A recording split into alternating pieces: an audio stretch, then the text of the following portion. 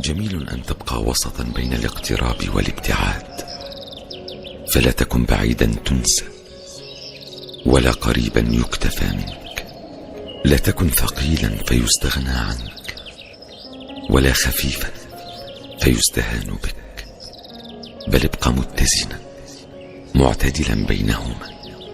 اترك بينك وبين من تحب مساحة، ولا تكن مهتما حد الاختناق، فالقفص مهما كان جميلا لا يغير حنين الطير للحرية. ومليون هلا بعيون متابعاتي وأحلى فراولاتي، وحياكم الله وأهلا وسهلا بكم حبيباتي.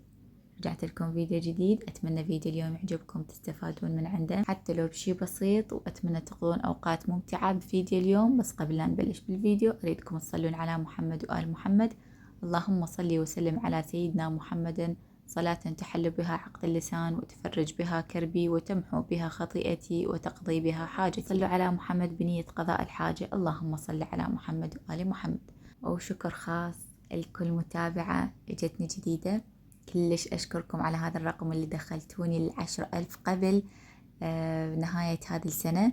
ففعلا انتو كفو، طلبت من عندكم قبل شهر، قلت لكم أتمنى تدخلوني 10,000 قبل لا تنتهي هذه السنة، وفعلا كلش أشكركم بنات. ودائما أحرص أنزل لكم أشياء مفيدة تستفادون من عندها، وفعلا يعني من تشاهدون المقطع ما تقولون مجرد قضينا أوقات أو مجرد دقائق انتهت وأنا ما مستفادة من عندها.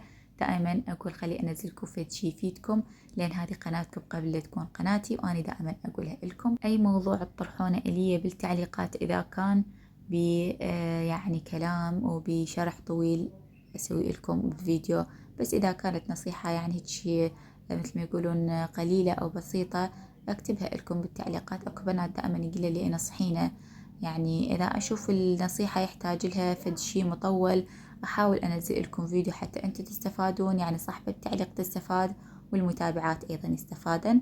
وإذا كان يعني النصيحة صغيرونة أكتب لها بالتعليقات، وإن شاء الله كلكم حبايب تستفادون. ودائما أقول لكم أني مو مثالية أو أني مو حياتي مثالية، أيضا عندي أغلاط مريت بيها، أيضا مريت بمواقف يعني غيرتني وغيرت حياتي، مريت بظروف خلتني أعرف الناس الصح من الخطأ، من اللي يستحق يعني مثل ما يقولون أثق بيه، من اللي ما يستحق الثقة. وفعلا يعني هواي تعلمت أشياء، فكل موقف يمر بي أتعلم من عنده وما أرجع أكرره. وهواي ناس مروا بحياتي مثل ما يقولون مرور الكرام، يعني أول ما يتعرفون علي يعني كلام حلو وعلى طول يتواصلون، ويعني مرات يعني حتى يتواصلون وياي أو يراسلوني بأوقات أني مو فارغة، بس أقول يعني عيب أتركهم يراسلون أو يتصلون وما أرد، فأنطي من وقتي إلهم، كلش أنطي هواي من وقتي إلهم. وبعدها ياخذونهم فترة مثل ما يقولون يعني يلقون غيري وينسحبون تدريجيا. أنا من طبعي لشخص يعني أعرفه أو موجود رقمه عندي بمواقع التواصل، ما أقولكم يوميا أتواصل وياه، لا، بس أخذ لي كل فترة يعني فترة طويلة أدخل وأتواصل وياه وأسأل عن أحواله، يعني يكون بيناتنا تواصل. يعني الشخص اللي أشوفه يبتعد تماما، وحتى من يعني أخذ لي فترة أني أبادر وأراسل وأسأل، أشوفه ما يرد أقول معناته خلاص هذا الشخص راح أنطيه ديليت من حياتي، وفعلا أنطيه ديليت من حياتي. وهسه بنات خلوني أراويكم هذه المشتريات البسيطة اشتريتها للمطبخ، حبيت أغير في تغيير بسيط للمطبخ يعني ويا يعني فرش الشتاء وهذا السوالف، بس حسب إمكانيتي مثل ما يقولون. أكو تغييرات بالمطبخ كلش هواي وكلش حلو، راح يعني تستمتعون بها، بس ما راح أنزلها لكم حاليا لأن راح أبلش بها تدريجيا، لأن راد لها يعني هواي تغييرات وراد لها هواي فلوس. فأنا إيش بلشت أول شي بالمواعين. هذه المواعين ما كلفتني غير 20,000، فقلت حسب إمكانيتي ما أريد يعني أنطلب، أو ما أريد أروح أتقرض من شخص، أو ما أريد يعني أخذ نص مصرف البيت على مود أشتري الأشياء اللي مثل ما يقولون ثانوية مو أولية. أول ما بلشت وياكم هذا القلاص بنات كلش حبيت هذا القلاص، يعني مو شلون ما كان، هذا سعره 1,500، هيجي يكون يعني وكأنما قلاصين، قلاص داخل قلاص. هسه تشوفون أخلي بيه، أو شفتوا بداية الفيديو شلون يكون يعني كأنما قلاص داخل قلاص. هذني الأكواب عشقتهن وأنا بالمحل، يعني شفت وحدة جاي تقلب بيهن، فسألت أبو المحل قال هذا آخر سيت. قلت يا رب كل ما تشتري واحد من عندهن، يا رب ما تشتري أي شيء من عندهن. شفت يعني وحدة تقلب بيهم. كلش عجبني شكلهم مميز، ويعني حيل حلو، وشكلهم صغيروني، ويعني ايش اقولكم، مثل كوب القهوة، يعني هذا الفنجان مال القهوة بس يجيك يعني شكله حلو. وهذين الصياني اجن الكوابة السيت مالتهم 4000، وهذا السيت مال الصياني يجن 5 ب10,000، يعني الصينية تطلع تقريبا ذا مفرد ب2000. واكو نوعية ثانية تجي ب7000، ذيك بيها 3 صياني، اللي ب7 تجي بيها 3 صياني. اني اصلا رحت للسوق قردت اشتري الصياني اللي يجن ب7000، قلت ما احتاج هذا الصياني 5 ايش اسوي بيهم. فطلع الخلل وين؟ الخلل بالتركيبة مالت الصياني اللي ب7000 يتركبن، يعني يتركبن هيك بيهن مثل الايدين صغار ويدخلن مع بعض، ويعني ويتركبيهم. بس الخلل ان ما حبيتهم، لان يعني مثل ما يقولون يتحركن، والخشب مالتهن يختلف عن هذاك الخشب هيك سميك كأنما انشارة مال خشب وكابسينها، يعني بس يلوحن المي هيك يتفتح ويصير بيه مثل العفن اللون الأخضر. فما حبيتهم، وشفت الإيدين مكسرات، وهن بالمحل مكسرات صراحة. أبو المحل يعني يقولون نصحني، قال تردي نصيحتي لا تاخذين من هذه النوعية، هذه النوعية مو مفيدة. فشوفوا بنات هذه النوعية تجنن كلش حلوة، يعني مكبوسة كبس داير مداير، ماكو فد شي إلها يعني ما تتحرك. فقلت خلي آخذ هذني أفضل من هذنيك اللي جنب 7000. ذنك صح حلوات وشكلهن حلو يعني وتصميمهن، بس قلت هذا هم لا بأس بيهن حلوات. صار فترة أفكر وأرتب أسوي ركن مالت قهوة، بس الفكرة كانت أني أسوي كله خشبي، يعني يكون الصينية خشب، الغلاية يكون لونها جوزي، القلاصات أيضا يكون لونهن شفاف، ويعني هذا القبق يجي مالتهم خشبي. يعني كنت مفكرة هذه الفكرة اجت ببالي، بس ما ضبط مثل ما أريد. حكمت عندي الغلاية جبتها وردية، فاضطريت أشتري الأشياء كلها وردية. بنات هذه الأشياء اللي موجودة هنا كلها على ألف، فقط المجسم الأبيض اللي يجي مثل البورق هذا سعره 1500. هذا تجي يعني لا شايفين صينية وياها مبخرة وياها بعد هو هذا المجسم. أنا اشتريت بس هذا المجسم، ما حبيت يعني كلها أشتريها لأن عندي هواي نوعيات مال مباخر. فقلت بس هذا المجسم راح ينطيني في شكل حلو بالصينية مالت القهوة. وهسه تشوفون الترتيبات اللي راح أشتغلها وياكم بالركن مالت القهوة. بنات أكو تعليق لفت نظري، أنا رديت على البنية طبعا، رجعت لها طلبت من عندي نصيحة، بس قلت لازم هذا التعليق ينطرح موضوعه وأكثر من وحدة لازم يكون عندها علم.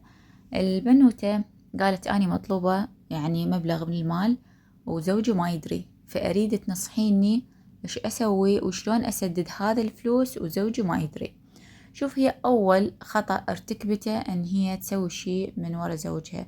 يعني نصيحة من عندي إلكم، أي خطوة تردون تخطونها بالأخص إذا كانت يعني سالفة فلوس ومطلوبة مبلغ كبير، هذا الشيء لازم يكون زوجك عنده علم، حتى إذا عرف من غيرك ما راح تكبر المشكلة. لأن إذا عرف بهذا الموضوع وأنت مطلوبة فلوس، المشكلة راح تكبر، ويمكن حتى توصل للطلاق وللانفصال وتخربين حياتك بإيدك. يعني ماكو شي يستاهل أني أخرب حياتي على موده يعني بحجة إن أني ما أريد زوجي يدري أني مطلوبة. مثلا شنو شي اشتريت ذهب، لازم زوجي يكون عنده علم. مثلا شنو شي اشتريت، يعني اشتريت غراض للبيت، هو حاجة بيد لازم زوجك يعرف بيها. يعني شنو الموضوع اللي خلاش تشترين أو توصلين تنطلبين يعني بهذا المبلغ وزوجك ما يدري بيه. فنصيحتي لك يا عزيزتي مثل ما قلت لك بالتعليقات، حاولي أن تسوين سلفة يعني تطلع لك المبلغ اللي انت مطلوبت له، حتى لا تسوين فد يعني سلفتين، بس حسب إمكانيتك. هم لا يعني تظنكين روحك بسلفة تكون ما تقدرين تدفعي لها شهريا. فعزيزتي النصيحة الأولى أن بحياتك لا تضمين على زوجك بالأخص بالفلوس، لأن هذا الشيء هواي سامعة قصص يعني تكون بنات مطلوبات وزوجهن يعرف وتوصل للطلاق، وأكو بهن أصلا يتطلقن وياخذ جهالة يعني تخرب حياتها. وأكو بيهن يعني الثقة مثل ما يقولون تقل بين الأزواج. فنصيحتي لك إن سالفة الفلوس هذا الشيء لا تخبين على زوجك. والنصيحة الثانية أن حاولي تسوين سلف وتسدين هذا المبلغ من المال، وبعد لا تكررين هذا الغلط. التعليق الثاني كلش عجبني وبي تحدي. بنات كلكم أنتوا إذا سمعوني لازم نسوي هذا التحدي. طبعا البنوت طلبت من متابعيني وقالت أريد أسوي قاصة وياك بعد 10 أشهر أريد أرجع أفتحها، فقالت أريد من كل متابعاتك يشاركن بهذا التحدي ونسوي قاصة من 1000 دينار لمدة 10 أشهر ونفتحها. فأنا شاركت بالتحدي وقلت لهن أنا راح أشارك وياكم بهذا التحدي. بعد 10 أشهر راح نفتح هذه القاصة اللي جاي أجمع بها إذا الله راد، وإذا إن شاء الله بعدنا عادلين بعد 10 أشهر نرجع. وخلي لكم هذا الفيديو مثل ما يقولون بالصندوق المثبت، وحتى تشوفون الفرق بين هذا الفيديو وبين الفيديو اللي بعد 10 أشهر راح نفتحه. وراح نبلش من هذا الفيديو نجمع بالقاصة. فإذا تسمعوني أريد كلكم تشترون قاصة ب1000 دينار وتظلون تجمعون بها يوميا 1000. وبعد هذه الفترة كلها لما نريد أفتحها أريدكم كلكم تفتحونها وتكتبون، كل واحد يكتب بالتعليق إيش قد لقى بالقاصة مالته. فحبيباتي مثل ما شفتوا هنا أنا بنات هذا الركن اللي سويته مالت القهوة، يعني اضطريت إن أني أجيب كله لون وردي. كنت يعني متخيلة إن أني ألقى ألوان كلها عنصاجية ويكون الشكل كله لونه خشبي، فما لقيت، فاضطريت أن أشتري اللون الوردي. وجبت هذه الأشياء تكون لونها وردي، وأكو يعني الوردي يكون عن تدرجات، كل كوب لون يختلف ويا الغلاية. فهذا صار شكلها. وهاي هنا عندي هذا قلت أخلي بيرد أخلي بيها شمعة. صادف ما عندي هذا الشمع اللي يجي دائري، فقررت أخلي بيها ورد. قلت يعني أعتقد الورد حيطلع أحلى وشكله أنزك. ذاك الكوب اللي شفتوه الصغيروني خليت بيه شمعة ضوئية، بس بعد ما يعني غلقت الفيديو. الشكل النهائي راح تشوفونه. بس إن شاء الله أنا هذا المكان مؤقت خليته هنا. أريد أسوي له مكان ثاني هذا الركن، لأن هذا المكان الكاونتر مالتي يكون قريب على الطباخ وكل شغلي بيه. يعني أغلب المواعين المي الطماطة يعني كل مثل ما تعرفون الشغل كله هنا يكون يم الطباخ. فالخشب مثل ما تعرفون إذا لحم ما راح يخرب، فهنا راح يخرب عليه شغل ويضايقني أيضا، لأن شوية هذا الصينية ستشوفونها يمكن أنا صغيرة بس هي بالحقيقة يعني شوية كبيرة وماخذة مساحة كلش هواي. فقلت لازم أنقلها بغير مكان وأخليها يكون مكان يمها ناشف ما يمها مي. فحاليا هذا يعني تغيير بسيط ومؤقت. إن شاء الله الفيديو الجاي راح يعني أسوي لكم المكان الخاص إلها، وراح يبقى يعني على طول فترة الشتاء. وهذا التغيير البسيط يا بنات اللي سويته بالمطبخ. طبعا هو صحيح تغيير كلش بسيط بس انطى شكل كلش حلو، وانطى يعني مثل ما يقولون انطاني طاقة او حافز من اريد يعني اشتغل، من اقعد الصبح اسوي فت كوب قهوة، من اريد اقرأ ايضا اسوي كوب واقعد اقرأ واراجع بالدروس. فيعني تغيير بسيط بس ينطي لمسة كلش حلوة بالبيت. فيا بنات دائما غيروا بديكور بيتكم، يعني ديكور مطبخ او ديكور الغرفة، دائما باستمرار حاولوا ان تغيرون الديكورات اللي موجودة بالبيت حتى ما يصير مثل ما يقولون روتين ممل او اللي يعني تملون من المكان اللي انتو بيه. فشي بسيط تغيرون بيه راح ينطيكم طاقة إيجابية وينطيكم فد شي كلش حلو. حتى لو مجرد يعني بردة تجيبين فد بردة جديدة، أو مثلا فد شي يعني الميز المراية مالتك تخلين بيها يعني تيبل لام أو فد شي. مهم تغيرين شي بسيط، أو مثلا بالكاونتر تجيبين يعني أشياء حلوة وبسيطة تغيرين بيها مطبخك. ولهنا حبايبي أقدر أقولكم وصلت وياكم لنهاية الفيديو. أتمنى فيديو اليوم عجبكم واستفاديتوا من عنده واستمتعتوا بالمشاهدة. وإذا كنتوا أول مرة تشاهدون قناتي أتمنى تشتركون بيها وتفعلون زر الاشتراك حتى كل ما أنزل مقطع ينزل لكم وتشاهدونه أول ما ينزل، لأن هذا الشيء كلش راح يفيد قناتي. وأحب أذكركم إذا صادفكم إعلان أتمنى ما تتخطونه وتشاهدون الإعلان كامل، لأن الإعلان جدا يفيد قناتي وأكون ممنونة من عندكم. وإذا وصلت لهاي اللحظة بعدكم ما ضاغطين اللايك أحب أذكركم أتمنى تضغطون اللايك وتتركوا لي تعليقات حلوة مثلكم. ودائما أنا أقعد أقرأ تعليقاتكم كلش أستمتع بيها، إذا كانت تعليقات حلوة أو كانت يعني تتضمن أسئلة، أو كان مثلا تعليق سلبي عادي أتقبل بكل روح رياضية التعليقات السلبية، ما أرد عليها مرات يعني إذا كان تعليق جدا مستفز أحذفه، حتى ما أرد وما مثل ما أقول ما أوصل لمستواها، لأن إحنا هم نعرف نرد وهم نعرف نوصل لمستوى التعليق اللي تعلق لنا.